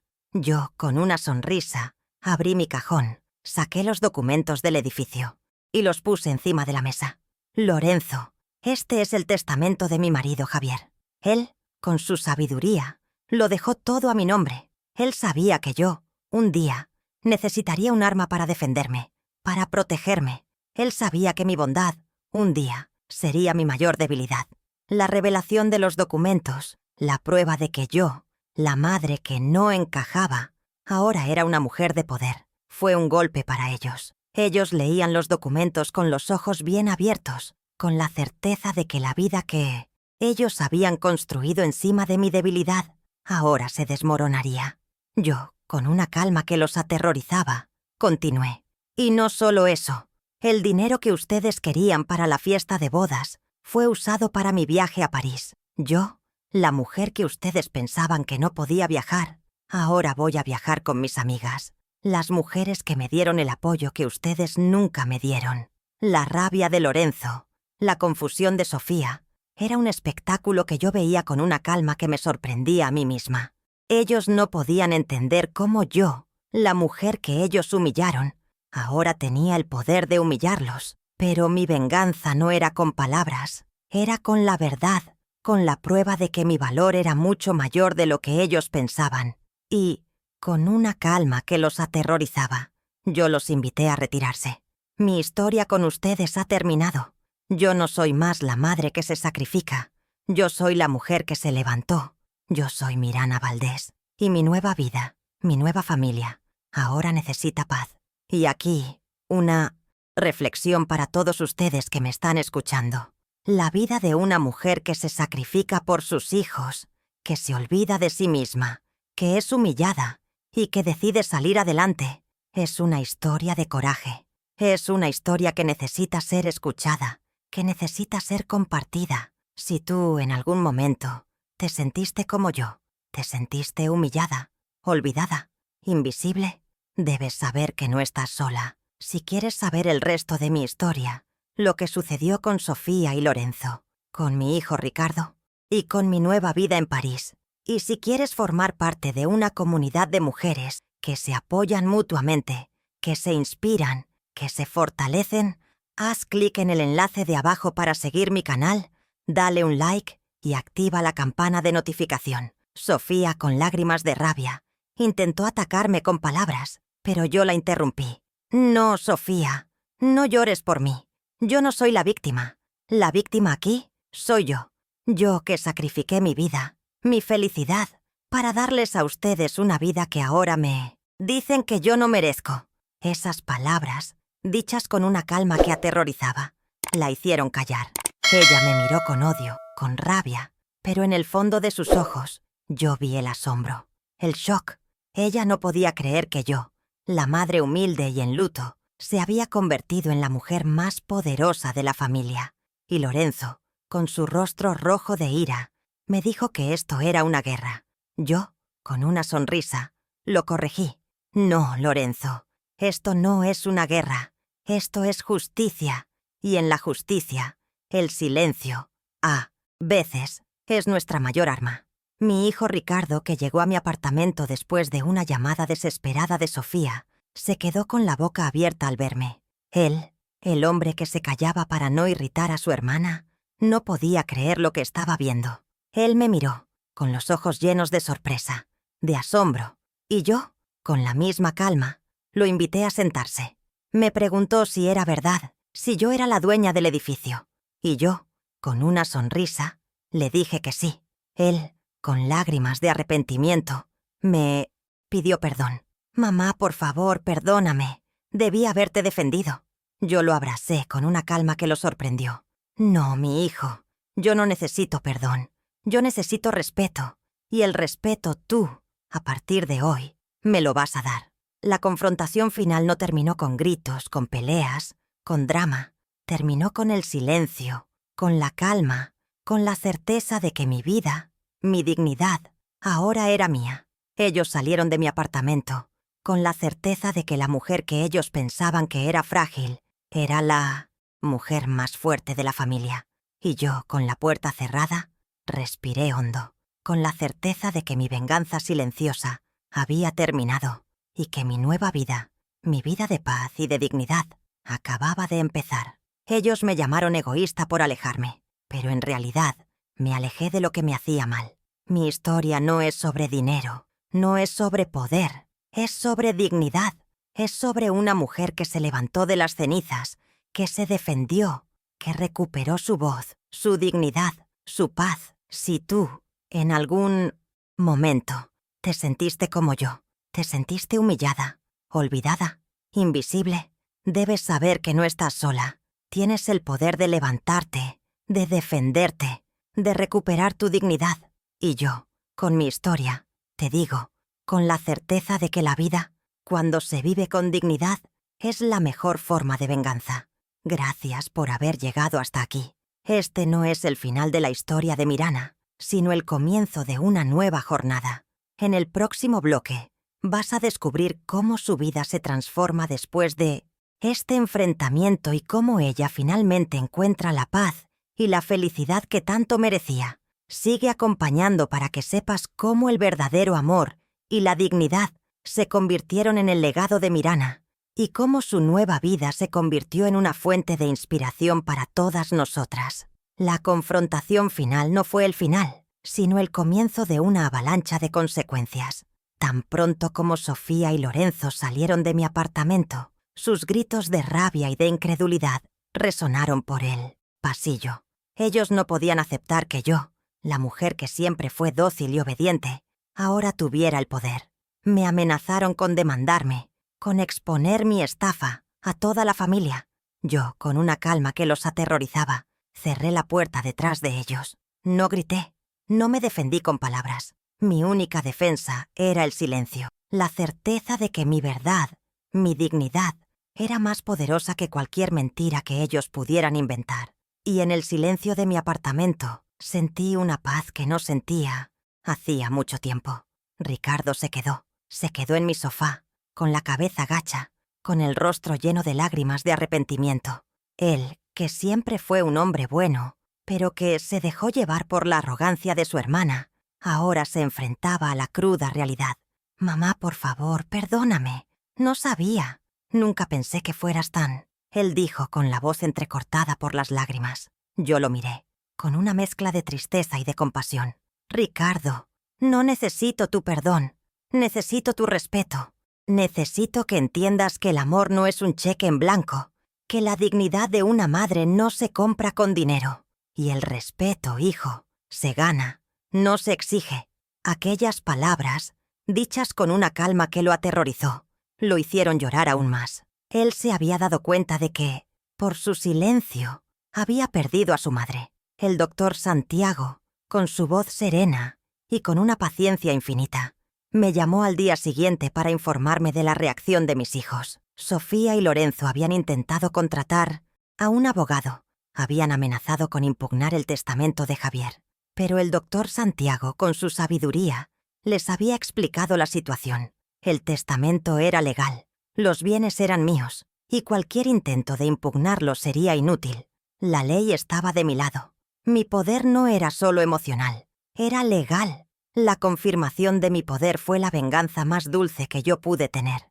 Y en mi interior sentí una sensación de justicia que me llenó de una paz que no sentía desde hacía mucho tiempo. La consecuencia financiera para mis hijos fue devastadora. Ellos, que pensaban que mi casa vieja era una mina de oro que podían vender, ahora se enfrentaban a la realidad de que no tenían nada. El dinero que pensaban usar para la boda de su hija, para los caprichos de su vida, ahora no existía. Ellos, que siempre me trataron como si fuera una carga, ahora se daban cuenta de que yo era la fuente de la riqueza que ellos tanto anhelaban. La ironía era tan cruel que me hizo sonreír. El dinero, el poder que ellos tanto valoraban, ahora estaba en mis manos. Y la lección que Javier les había dado, la lección de que el verdadero valor no está en el dinero, ahora se les presentaba de la forma más dolorosa posible. La humillación pública fue inevitable. La noticia de mi fortuna, la noticia de la venta de mi casa, la noticia de la confrontación, se corrió como la pólvora por todo el barrio. Los vecinos, las amigas de mis hijos, los amigos de Lorenzo, todos se enteraron. Sofía y Lorenzo, que siempre fueron los más arrogantes, los más orgullosos, ahora eran los más humillados. La reputación que ellos habían construido con tanta prisa se había desmoronado en un instante. Y yo, que siempre fui la más humilde, la más discreta, ahora era la heroína de una historia que me levantó del barro. El respeto, la dignidad, que ellos me negaron, ahora me lo daban todos, menos ellos. Con Sofía y Lorenzo, la ruptura fue total. Ellos intentaron un último intento de manipulación, con lágrimas falsas, con promesas vacías, pero yo ya no era la Mirana de antes. Yo, la mujer que se levantó, ya no creía en sus mentiras. Con una calma que los aterrorizaba, les dije que nuestra historia había terminado. Sofía, Lorenzo, no hay vuelta atrás. Nuestra relación, que siempre fue una transacción, ahora ha terminado. Y a partir de hoy, yo soy Mirana Valdés, la dueña de mi propia vida. Aquellas palabras fueron el final de una historia de dolor y el comienzo de una historia de libertad. Y en el silencio de la confrontación, yo, Mirana, sentí que la paz, al fin, había llegado a mi corazón. El día después de la confrontación, recibí la llave de mi nueva vida. Era la llave de mi nuevo apartamento, el apartamento que era mío, el apartamento que reflejaba la nueva Mirana. Fui al notario, firmé los últimos documentos, los documentos que me daban el poder de la casa vieja, y con una calma que me sorprendió a mí misma, firmé. Yo, Mirana Valdés, renuncio a toda y cualquier pretensión sobre esta casa. Y, a partir de hoy, yo soy dueña de mi propia vida. Aquella firma, un acto tan simple, fue el final de un capítulo de mi vida y el comienzo de otro. Era un acto de liberación, un acto de amor propio. Mientras mis hijos lidiaban con la pérdida de su herencia, con la humillación, yo empezaba mi nueva vida. Mi apartamento, mi santuario, se llenó de risas, de alegría, de música. Mis amigas, las mujeres del barrio, venían a visitarme, a tomar un café, a conversar. Mi vida social, que antes no existía, ahora era llena de luz. Mis planes para el viaje a París, que antes eran un sueño, ahora eran una realidad. Yo, la mujer que antes se sentía sola, ahora estaba rodeada de amor y de amistad. Y en la alegría de mi nueva vida, me di cuenta de que la felicidad no se encuentra en las personas, sino en la paz interior, en la dignidad que se recupera. sentada en el sofá de mi nuevo apartamento, mirando por la ventana la ciudad que ahora era mía, sentí una paz que no había sentido en mucho tiempo. El silencio que antes era una prisión, ahora era un amigo que me acompañaba en mi viaje de autodescubrimiento. Me di cuenta de que mi vida, que antes era una historia de dolor, ahora era una historia de superación. La Mirana del pasado, la Mirana que se sacrificaba, se había quedado en la casa vieja, con sus recuerdos, y la Mirana del futuro, la Mirana que se había levantado, ahora estaba en su nuevo apartamento, con una nueva vida. Yo no sentía odio por mis hijos, sentía una tristeza profunda por las personas en las que se habían convertido. Sentía una pena por el amor que habían perdido, por la dignidad que habían abandonado. Yo esperaba que, con el tiempo, la lección que les había dado, la lección de que el amor de una madre no se compra con dinero, les hiciera mejores personas. Yo esperaba que, con el tiempo, ellos pudieran encontrar la paz que yo había encontrado. Y en mi corazón, una voz, la voz de Javier, me dijo que yo había hecho lo correcto, que el amor verdadero, a veces, es una lección difícil de aprender. Y con el corazón lleno de paz y de dignidad, empecé a empacar mi maleta. La ropa, los vestidos elegantes, los zapatos bonitos, todo estaba en la maleta. No era solo ropa, era el símbolo de mi nueva vida.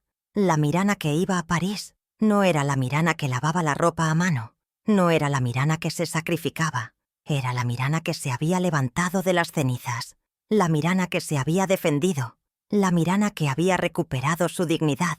Y en mi maleta, yo no solo llevaba ropa, yo llevaba la historia de una mujer que se había negado a ser una víctima y que, con su silencio, había encontrado el poder de ser feliz. El viaje a París, el viaje de mi vida, iba a empezar. Mi nueva vida comenzó con el sonido de la llave en la cerradura. El apartamento, mi santuario, se abrió ante mí, no como una casa, sino como una promesa. Las paredes, de un blanco inmaculado, eran un lienzo en blanco para mi nueva historia. Las ventanas, que daban a una vista panorámica de la ciudad, eran como un portal a un mundo que me esperaba. Dejé la maleta en el suelo, con un sonido sordo, y me senté en el sofá, con el corazón lleno de una paz que no sentía hacía mucho tiempo. Mi nueva vida no se trataba de olvidar el pasado, sino de construir un futuro. Y mi nuevo hogar, con sus paredes blancas y sus ventanas abiertas, era el lugar donde yo, Mirana Valdés, empezaría a vivir. Mi primer gran acto de libertad fue el viaje a París, el viaje que Javier y yo siempre soñamos con hacer. No fui sola, fui con un grupo de mis nuevas amigas, las mujeres del barrio, que se habían convertido en mi nueva familia. Caminamos por las calles de París, visitamos los museos, comimos en los restaurantes más elegantes y reímos hasta que nos dolía el estómago. Para mí no era solo un viaje, era un símbolo, el símbolo de que la vida, cuando se vive con dignidad, es una aventura. Y en el balcón de nuestro hotel, con la Torre Eiffel de fondo, yo me di cuenta de que la felicidad no se encuentra en las personas, sino en la libertad, en la independencia, en la paz. De vuelta en casa, con el corazón lleno de recuerdos, decidí usar mi experiencia para ayudar a otras mujeres. Con el Dr. Santiago, creé un grupo de apoyo para mujeres mayores que habían pasado por la misma situación que yo. Nos reuníamos una vez por semana en el café que Javier me había dejado. Compartíamos nuestras historias, nuestras luchas, nuestras victorias. Y yo, que antes me sentía sola, ahora era una líder, una mentora, una voz para aquellas mujeres que no tenían voz. Mi dolor, que antes era una carga, ahora se había convertido en un propósito, una forma de ayudar a otras mujeres a encontrar la fuerza que yo había encontrado. La relación con Ricardo, aunque diferente, se estaba reconstruyendo. Él, que había visto la fuerza de su madre, ahora me respetaba. Venía a mi apartamento, no para pedirme dinero, no para manipularme, sino para pasar tiempo conmigo, para conversar, para compartir su vida. Me contaba sus problemas, sus sueños, sus miedos, y yo lo escuchaba, no con la rabia de una madre herida, sino con la sabiduría de una mujer que había aprendido a perdonar. Nuestra relación que antes era una obligación, ahora era una elección de amor, de respeto, de dignidad. Y en cada abrazo yo sentía que nuestro amor, aunque diferente, se había vuelto más fuerte. Mis nietos, especialmente la hija de Sofía, se acercaban a mí. Ellos, que no sabían nada de la confrontación, se sentían atraídos por mi nueva energía, por mi nueva vida. Venían a mi apartamento a escuchar mis historias de París, a ver mis fotos de mis viajes, a reírse conmigo. Y en sus ojos yo no veía la arrogancia de sus padres, sino la inocencia, el amor, la admiración. La felicidad de mis nietos era la venganza más dulce que yo podía tener.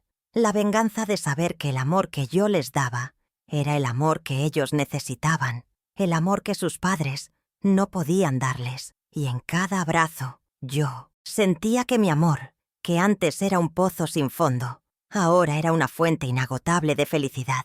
Mi nueva vida me dio la oportunidad de perseguir mis sueños. Un día, comprando telas en una tienda de arte, vi un cuadro que me llamó la atención. Era un cuadro de una mujer, sentada en un balcón, con una taza de té en sus manos. Era mi vida, mi nueva vida. Y en ese instante, decidí que quería pintar. Compré telas, pinceles, pinturas, y empecé a pintar. Mis cuadros, al principio, eran oscuros, llenos de tristeza, pero con el tiempo se volvieron más coloridos, más brillantes, llenos de alegría. Eran un reflejo de mi viaje, de mi transformación. La pintura se convirtió en mi voz, mi forma de expresar la Mirana que se había levantado de las cenizas. Mis amigas, las mujeres de mi nuevo barrio, eran mi nueva familia.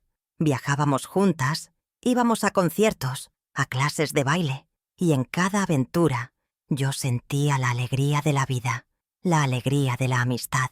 Un día, en un viaje a la playa, una de mis amigas, una mujer que había perdido a su marido, me dijo: «Mirana, tú nos has enseñado que la vida no se acaba con la pérdida de un ser querido. Tú nos has enseñado que la vida es una aventura, que la vida es una oportunidad de volver a empezar». Y en sus palabras, yo vi la prueba de que mi vida, mi historia, tenía un propósito de inspirar, de ayudar, de amar. La independencia financiera me dio la libertad de hacer lo que quería, de viajar, de ayudar a otras mujeres, de pintar. Pero la verdadera riqueza, yo descubrí, no se encuentra en el dinero, sino en la paz, en la dignidad, en la libertad. Con el doctor Santiago aprendí a manejar mi negocio, a invertir, a ser una empresaria. Y en mi nuevo rol, yo me sentía una mujer de poder, una mujer que, con su inteligencia y su sabiduría, había construido un imperio. Pero el imperio, para mí, no se medía en dinero, sino en la paz que yo sentía en mi corazón, en la dignidad que yo había recuperado. Una mañana, mientras me vestía para mi clase de pilates, me miré en el espejo. El reflejo que vi no era el de una mujer triste y solitaria, sino el de una mujer fuerte, segura, con un brillo en sus ojos. Mi cabello, que antes era gris y sin vida, ahora era blanco y brillante. Mi piel, que antes era flácida, ahora era firme y luminosa. Yo no me veía más como una mujer vieja, sino como una mujer sabia, una mujer que había vivido una vida, que se había caído, pero que se había levantado. Y en mi reflejo, yo vi la prueba de que la vida, cuando se vive con dignidad, te devuelve la belleza que te ha quitado. La soledad, que antes era mi prisión, ahora era mi compañera. En mi nuevo apartamento, con mis libros, mis pinturas, mis recuerdos, yo me sentía en paz. Ya no tenía miedo de estar sola, porque sabía que no lo estaba. Yo tenía a Javier en mi corazón, a mis amigas en mi vida, a mis nietos en mis pensamientos. Yo tenía una vida llena de propósito, de alegría, de amistad. Y en la paz de mi soledad, me di cuenta de que el amor, el verdadero amor, se encuentra en uno mismo, en la capacidad de amarse, de respetarse, de perdonarse. Mi vida, que antes era una historia de dolor y de sacrificio, se había convertido en una historia de superación y de triunfo. Y la venganza, que antes me parecía una idea, ahora era una realidad que no se trataba de hacer daño a los demás, sino de hacer el bien a mí misma. Yo no odiaba a mis hijos. Yo sentía una pena profunda por el amor que habían perdido, por la dignidad que habían abandonado. Yo esperaba que, con el tiempo, la lección que les había dado, la lección de que la vida es una aventura, que la vida es una oportunidad, les hiciera mejores personas. Y en mi corazón, yo sabía que había hecho lo correcto. La Mirana del pasado se había quedado en la casa vieja, con sus recuerdos, y la Mirana del futuro, la Mirana Valdés, la mujer que se levantó, ahora estaba en su nuevo apartamento, con su nueva vida. La historia de la madre que se sacrificó, de la mujer que fue humillada, ahora era una historia de coraje, de superación, de amor. Y en mi corazón, yo sabía que mi historia, mi vida, era un legado. El legado de una mujer que se negó a ser una víctima y que, con su silencio, había encontrado el poder de ser feliz. Y el viaje, mi viaje, había acabado de empezar. En la quietud que finalmente me envuelve, descubrí no el eco del vacío, sino la resonancia clara y potente de mi propia voz. Una voz que durante años permaneció oculta, bajo el estruendo del sacrificio y la ingratitud, pero que ahora, por fin, resuena con la autoridad de una historia que ha sido valientemente reescrita.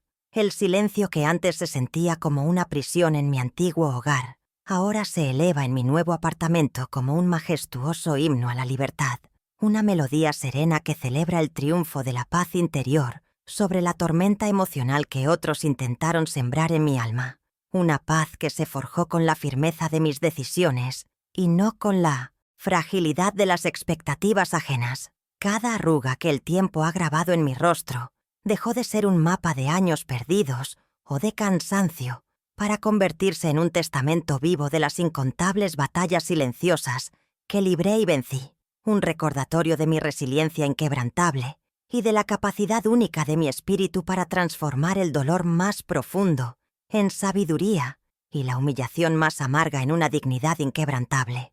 La venganza más dulce y justa, aprendí con el corazón en la mano, no se encuentra en el daño que infligimos a aquellos que nos hieren, sino en la paz profunda e innegociable que logramos conquistar para nosotros mismos, una paz que nadie puede comprar, robar o corromper, porque nace de la certeza de haber actuado con honor. El verdadero amor de una madre, comprendí en mi despertar, no se mide por la cantidad de sacrificios que realiza, ni por los sueños que sepulta en el altar de sus hijos, sino por la fuerza inquebrantable que encuentra para levantarse del suelo, defender su propio valor, amarse a sí misma de nuevo y, finalmente, vivir la vida plena que siempre mereció. Y al final de este viaje, mi vida se revela no como un simple libro de memorias destinado al olvido, sino como un faro de luz inconfundible que brilla con intensidad para todas aquellas que, al igual que yo, un día se sintieron perdidas o invisibles, iluminando el camino de regreso hacia su propia fuerza, su propia voz y el valor inmenso de su propia existencia.